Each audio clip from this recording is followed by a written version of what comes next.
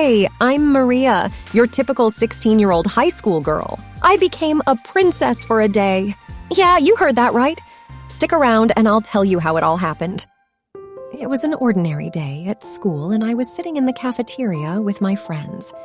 We were discussing our usual stuff boys, makeup, and gossip. Suddenly, my best friend Anna gasped and pointed outside. "Oh my God, Maria, check it out! A limo just pulled up in front of our school." Curiosity piqued. We all rushed to the window to see. And there it was, a sleek, black limousine parked right in front of our school. It looked like something out of a movie, and we couldn't believe it. We all began to speculate who it could be for. Then, the principal appeared and asked for my attention. "Maria, there's someone here to see you." "Me?" I asked, completely shocked. My friends exchanged confused glances as I followed the principal outside. A tall, impeccably dressed man stepped out of the limo and approached us. He introduced himself as Mr. Davis, a royal advisor from a small country called Serafina. "You see, Maria, you bear an uncanny resemblance to Princess Amelia. Our country is going through a difficult time, and the princess is supposed to marry a prince from a neighboring kingdom in an arranged marriage to secure an alliance. However, she wishes to escape for a day to clear her head and make a decision about her future. We need you to take her place for a day." My jaw dropped. I couldn't believe what I was hearing. They wanted me, Maria, an average teenager, to become a princess for a day? I looked at my principal, who was just as shocked as I was. He gave me a hesitant nod, and after a moment of consideration, I agreed. As I stepped into the limo, I couldn't help but feel a mix of excitement and fear. Mr. Davis handed me a file with everything I needed to know about Princess Amelia and her family. I skimmed through it, trying to absorb as much information as possible.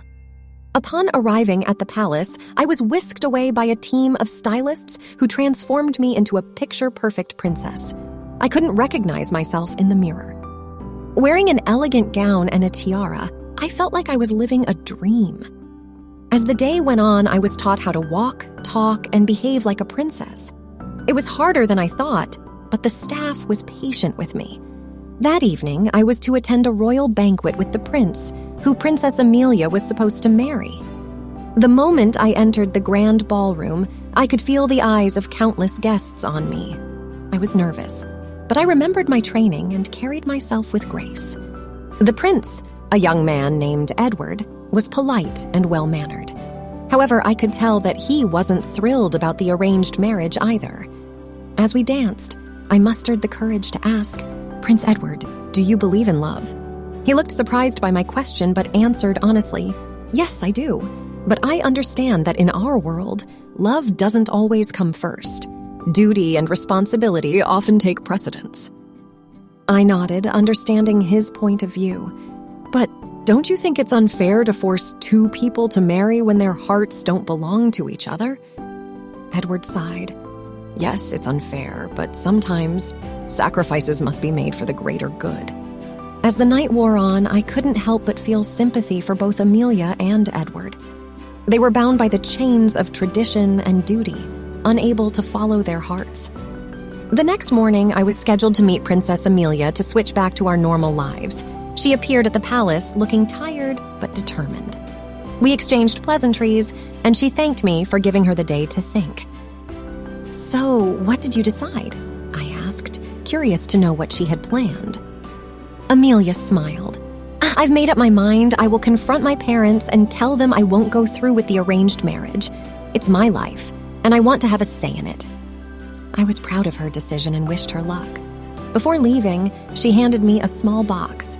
"A token of my gratitude," she said with a smile. I returned home, and my life went back to normal. But the experience of being a princess for a day had changed me. It made me appreciate my freedom and the fact that I could make my own choices. I also realized that everyone, even a princess, has their own battles to fight. I opened the small box Amelia had given me, and inside was a beautiful necklace with a pendant shaped like a pair of wings. A note accompanied it, which read, "Dear Maria, thank you for giving me the chance to spread my wings and make my own decision. This necklace symbolizes the freedom you helped me find. Keep following your dreams and never forget the princess you were for a day. Best wishes, Amelia. That day changed my life forever. It taught me that we all have the power to make a difference, no matter how small it may seem. The necklace now hangs above my bed, a constant reminder that I was a princess for a day and have a friend for life. That's it. That was my story. Thanks for watching, and please subscribe to not miss the next one. See you soon.